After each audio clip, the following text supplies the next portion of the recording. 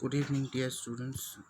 Good evening এই কারণে বলছি যে যখন আমি এই ভিডিওটা করতে বসেছি তখন অলরেডি ইভিনিং চলে এসছে, মানে সন্ধ্যা আসছে 15 মিনিট ধরে।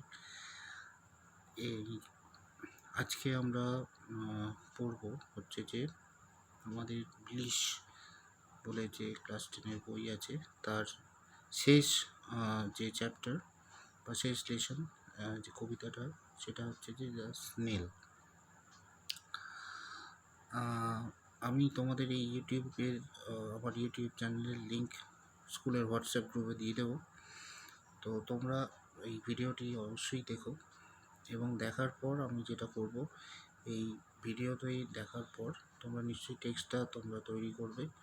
তারপরে আমি তোমাদেরকে বিভিন্ন রকমের প্রশ্ন দেব, যার উত্তর যেমন আগে চলছিল আর কি, তার উত্তর তোমরা করে আমাকে হোয়াটসঅ্যাপ গ্রুপে পাঠাবে। তো চলো আজকে পড়া যাক কবিতা দ্য স্নেল। কবিতাটি লিখেছেন উইলিয়াম কুপার। তোমরা সকলেই জানো উইলিয়াম কুপার, তিনি একজন বিখ্যাত কবি। এই কবিতাটি পড়তে পড়তে তোমাদের প্রাথমিকভাবে মনে হতে পারে যে কবিতাটি একটি মানে আপাতমস্তক নিরীহ একটি কবিতা, but when we go through the details of or analysis of the poem, we will surely realize যে কবিতাটা গিয়ে যতটা আমাদের আপাত নিরীহ মনে হচ্ছে, কবিতাটা কিন্তু ততটা নিরীহ নয়। তো as you see here in the text, The Snail by William Cooper, উনি 1731 থেকে 1800 সাল পর্যন্ত জীবিত ছিলেন এবং most popular poets, one of the most popular poets of his times. Cooper changed the direction of 18th century nature poetry by writing about the English countryside and everyday lives of people. His famous works include Only Hymns and The Task. তো আমরা এখানে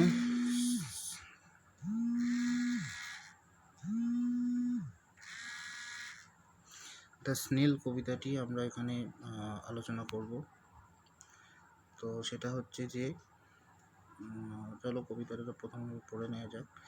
the snail, এই কবিতাটা বিভিন্ন বিশ্লেষক বলে থাকেন এই কবিতাটা হচ্ছে actually the journey of the snail from his birth to death. অর্থাৎ একটা শামুকের, আশা করি শামুক তোমরা সকলেই দেখেছো, শামুক তার আবরণের মধ্যে নিজেকে ঢেকে রাখে, যেটাকে আমরা তার ঘর বলে মনে করে থাকি।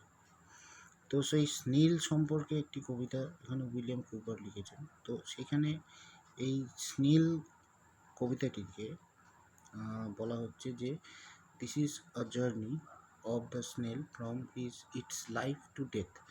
আয়াম্বিক টেট্রামিটারে লেখা এই কবিতাটি আপাতভাবে একটি নিরীহ কবিতা। যখন আমরা পড়ব দেখা যাক যে স্নেল আমরা দেখেছি টু গ্রাস অর্থাৎ ঘাসে, অর লিফ অথবা পাতায়, অর ফ্রুট অথবা কোনো ফলে, অর ওয়াল অথবা কোনো দেওয়ালে। The snail sticks close, snail অর্থাৎ শামুক আটকে থাকে। নর ফিয়ার্স টু ফল, তার পড়ে যাওয়ার ভয় নেই।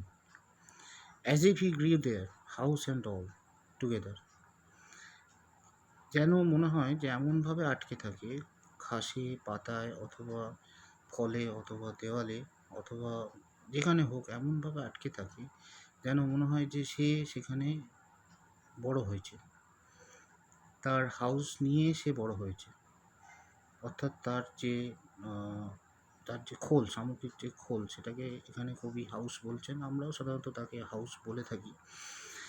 অ্যান্ড অল, অর্থাৎ the house of the snail is an extension of the snail's inner self, অর্থাৎ শামুকের ভেতরকার সত্তার একটা বহিরাঙ্গের রূপই হলো তার হাউস ইত্যাদি। তো to grass or leaf or fruit or ball, the snail sticks close not fears to fall, as if he grew their house and all together. House এবং সমস্ত কিছু একসঙ্গে নিয়ে সে কী করে না এইগুলোতে চিপকে থাকে, স্টিক্স করে থাকে। Within that house secure he hides when danger imminent betides of storm or other harm besides of weather. Within that house, সেই ঘরটার মধ্যে সে হঠাৎ করে লুকিয়ে পড়ে। সিকিওর হি হাইডস, অর্থাৎ ওই ঘরটার মধ্যে ঢুকে সে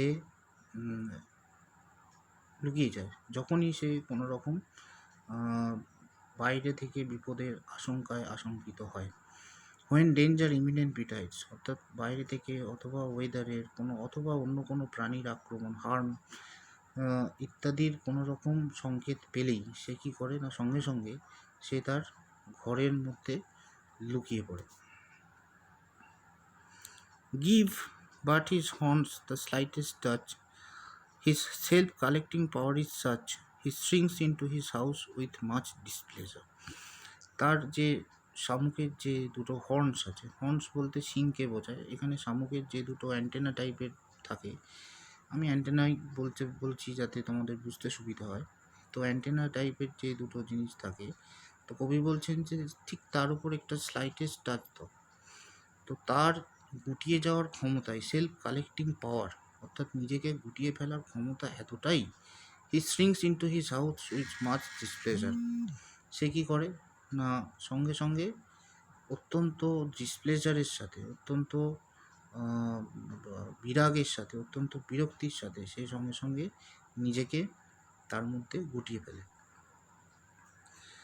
হোয়ারএভার হি ডোয়েলস, যেখানেই সে থাকুক, he dwells alone, except himself has chattels none, well satisfied to be his own whole treasure. যেখানেই সে থাকুক সে একা একা থাকে। except himself has chattels none, সে একা একা থাকে আর সঙ্গে কাউকে নিয়ে সে চলে না। Well satisfied to be his own whole treasure, অর্থাৎ তার বাড়ি নিয়ে সেই স্নেল নিজে খুব সুন্দরভাবে জীবনযাপন করে। So this is the story of snail. To grass or leaf or fruit or ball, অর্থাৎ ঘাস থেকে, লিভ থেকে অথবা দেওয়াল থেকে দ্য স্নেল খুব সুন্দরভাবে আটকে থাকে। To grass or leaf or fruit or wall, the snail sticks close nor fears to fall, as if he grew their house and all together. Within that house secure he hides, when danger imminent betides, of storm or other harm besides of weather. Give but his horns the slightest touch, his self-collecting power is such, he sinks into his house with much displeasure. অর্থাৎ snail সামান্য রকম কোনো বিপদের আশঙ্কা পেলেই সঙ্গে সঙ্গে সে নিজেকে গুটিয়ে ফেলে। Wherever he dwells alone, except himself has chattels none, well satisfied to be his own whole treasure. তো নিজেকে নিয়ে সে খুব সুন্দরভাবে স্যাটিসফাইড থাকতে পারে। So this is all about the story of the snail by William Cowper. তো এখানে আমরা একটা ছোট্ট অ্যানালিসিস এখানে আমরা পার করেছি, এটা লেখা হচ্ছে বেন ফিল্ডের। তো উইলিয়াম কুপারের একটা বিখ্যাত কবিতা আছে দ্য টাস্ক। দ্য টাস্কের ফার্স্ট লাইন হচ্ছে, domestic happiness the only bliss of paradise that has survived at the fall, though few now taste thee unimpaired and pure of tasting long enjoy দি।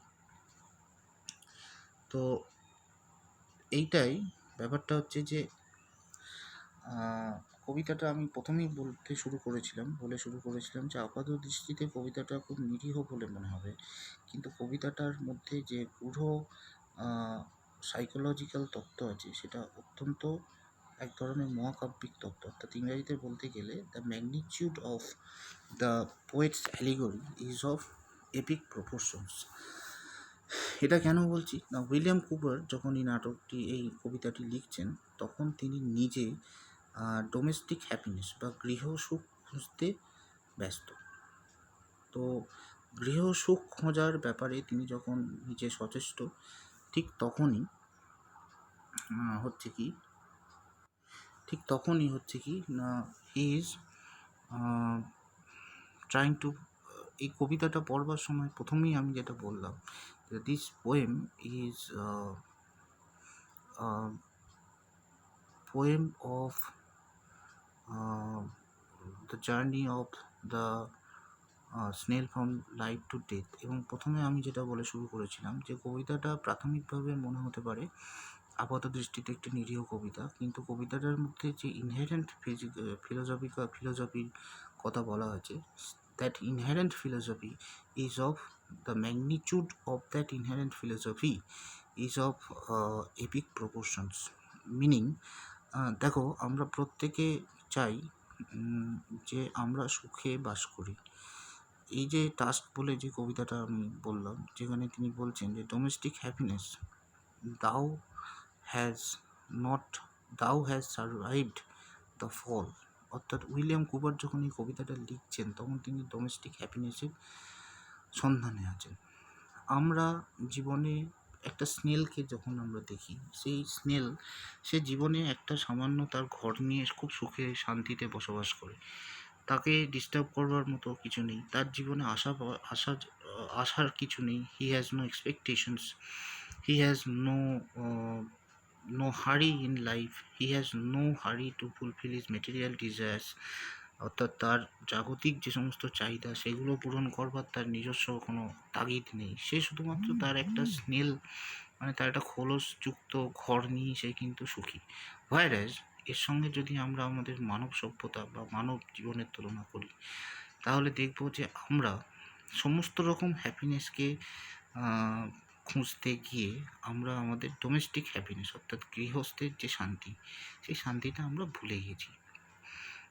এবং এইটাই হচ্ছে inherent philosophy, যে পৃথিবীতে অনেক কিছু হয়, অনেক কিছু ঘটে, কিন্তু যেটা সবথেকে গুরুত্বপূর্ণ, যেটা আমাদের কাছে সবথেকে গুরুত্বপূর্ণ হওয়া উচিত, সেটা হলো আমরা যখন বাড়িতে ফিরব তখন আমাদের সেই বাড়িটা যেন আমাদের কাছে শান্তির নীড় হয়ে থাকে, যেন আমাদের জীবনে তখন বাড়ির মধ্যে যখন ঢুকবো তখন আমাদের জীবনে যেন কোনো চাওয়া পাওয়া এক্সপেকটেশনস, আমাদের মেটেরিয়াল লাইফকে আরও বড় করবার জন্য কোনো রকম প্রচেষ্টা বা তার জন্য হাহাকার ইত্যাদি না থাকে, যে আমার একটা বাড়ি আমাকে আরও দুটো বাড়ি কিনতে হবে, আমার তিনটে বাড়ি আমাকে চারটে গাড়ি কিনতে হবে।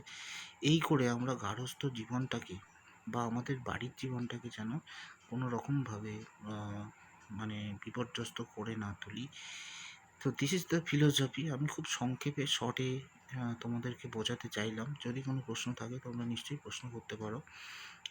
তো স্নেলের কাছ থেকে কবিতাটার মেসেজ হচ্ছে একটাই, যে স্নেল সে ঘাসে, পাতায়, ফলে, যেখানে দেওয়ালে সব জায়গায় স্টিক করে থাকে, এবং কোনো রকম যদি বিপদের আশঙ্কায় সে আশঙ্কিত হয় সে তার নিজের ঘরে ঢুকে পড়ে।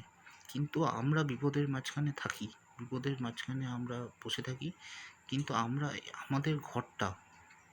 আমাদের ঘরটা কিন্তু এই স্নেলের ঘরের মতো অতটা সিকিউরড নয়। এটা ফিলোসফিক্যাল সেন্সে আমি বলছি। তো এটাই আমাদের এই শামুকের কাছ থেকে একটা শেখার জিনিস, যে what ever happens in life, we should keep our domestic peace intact and have a happy life. So this is what the poem is all about. Technical কারণে হয়তো অনেক গোলযোগ থাকতে পারে, তবু পুরোটা পড়ানোর চেষ্টা করলাম। তোমাদের যদি প্রশ্ন থাকে অবশ্যই প্রশ্ন করতে পারো। Thank you very much.